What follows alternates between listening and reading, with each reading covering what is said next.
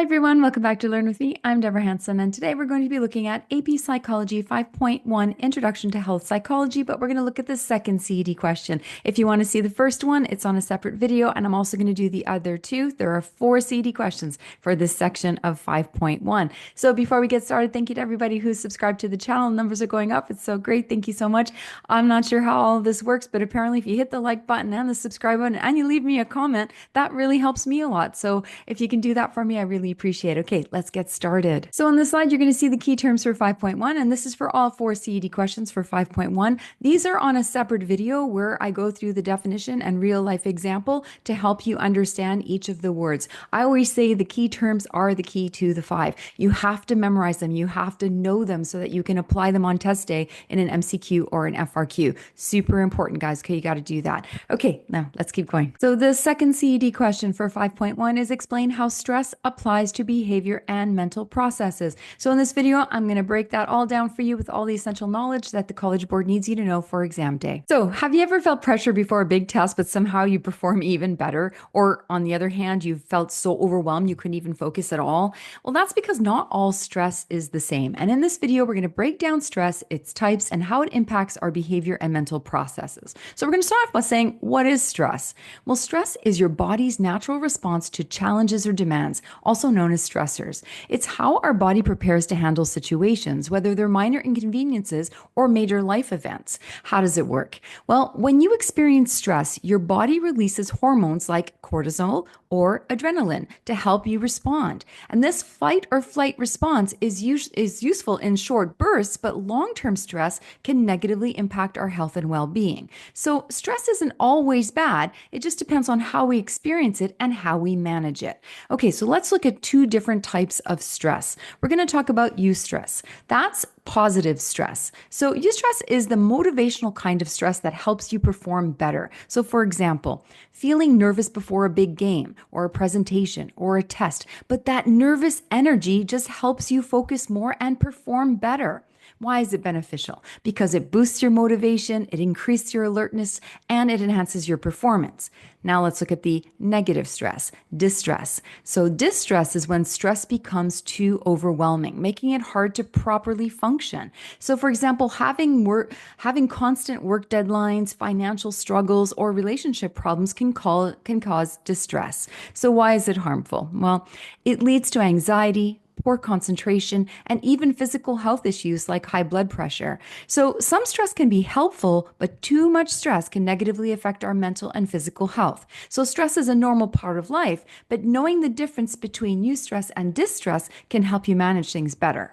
So have you ever noticed when you're super stressed, you start getting headaches or you feel exhausted or maybe even catch a cold? It's not a coincidence. Stress doesn't just affect your mood. It has a real impact on your physical health. So we're going to break down the connection between stress and the body and why managing stress is so important for your overall well-being. So how does stress affect the body? Well, when we experience stress, our body activates the fight or flight response. This is controlled by the sympathetic nervous system. While this response is useful in short bursts, like, we need to react quickly, prolonged stress keeps the body in a constant state of alertness, which can cause serious health issues over time. So stress isn't just in your mind. It triggers real physiological changes that affect multiple body systems. So let's look at the physical effects of stress. Okay, we're going to start with hypertension. That's high blood pressure. So what happens? Chronic stress keeps the body in an arousal state, causing blood vessels to constrict and increase blood pressure. Why is it dangerous? Because long-term high blood pressure or hypertension increases the risk of heart disease and stroke. So let's look at another physical effect, headaches and muscle tension. So when stress triggers muscle tightness, especially in the neck and shoulders, that leads to tension headaches. And this can be a hormone imbalance because stress hormones can disrupt pain regulation, making migraines worse. And the last one is immune system suppression. So when stress hormones like cortisol weaken your immune system, making the body more susceptible to infection and illness. So, for example, people who are constantly stressed may find themselves getting sick more often or taking longer times to recover. Here's our key takeaways. Stress weakens the body over time, increasing the risk of serious health conditions like heart disease, migraines, and weakened immune system. Stress is a normal part of life, but when it becomes chronic, it can take a serious toll on your body. Well, the good news is there are ways to manage stress before it harms your health. So sometimes we're so stressed we just can't concentrate. We forget important things or we just want to stay in bed all day. Stress doesn't just affect our bodies, it also impacts our behavior, our thinking, and our emotions. Let's break down how stress changes mental processes and why managing stress is so important to brain function. So, how does stress affect behavior? When stress becomes overwhelming, people often develop poor coping mechanisms, and that can often make things worse. Let's look at some of the most common ways stress affects our behavior. For example, unhealthy coping mechanisms, maybe overeating because we're using food for comfort instead of nourishment, or substance abuse, maybe relying on alcohol or drugs to escape stress, or withdrawal, avoiding responsibilities, social interactions, or activities. We can see changes in daily functioning, for example, decreased productivity. Stress can make it harder to focus and complete tasks. Disrupted sleep patterns. Too much stress can lead to insomnia or oversleeping. Impulsive decision making. Stress reduces rational thinking, leading to bad choices. So, chronic stress can cause people to adopt negative habits that can harm our overall well being.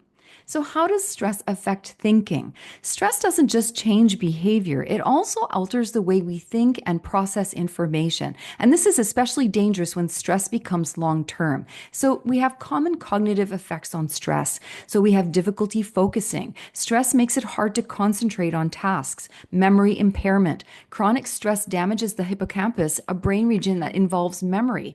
Intrusive thoughts, constant worrying, or replaying negative experiences in the mind. And mental health conditions and stress, how does that happen? Well, we get anxiety. Stress can trigger excessive worrying, panic attacks, and irrational fears, or it can lead to depression. Chronic stress increases feelings of hopelessness and fatigue. So, our key takeaways here is that stress can rewire our brain, making it harder to think clearly, remember information, and regulate our emotions. So, stress isn't just about big life events, it can come from small daily frustrations too. But how do these different types of stress impact us? We're going to break down traumatic stressors, daily hassles, and adverse childhood experiences to help you understand how stress builds up and affects mental and physical health. We're going to start with what are traumatic stressors?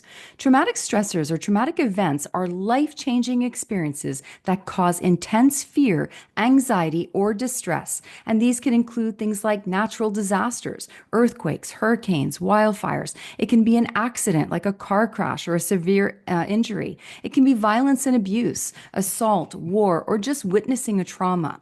And the long-term effects are that some people recover, but others develop post-traumatic stress disorder, or we call PTSD. And symptoms may include flashbacks, anxiety, and heightened vigilance, always feeling on edge. So trauma doesn't just disappear. It can leave a lasting psychological and physiological effects.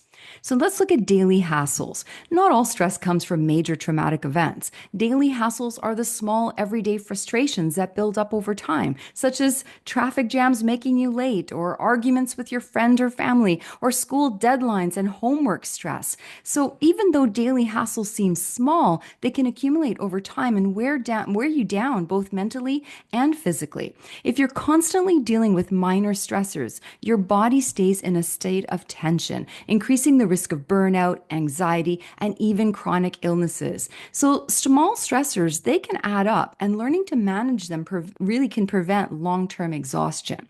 The last one we're going to look at are ACEs. This is adverse childhood experiences. So adverse childhood experiences, or ACEs, are stressful or traumatic events that happen during childhood. And these include abuse, physical, emotional, sexual.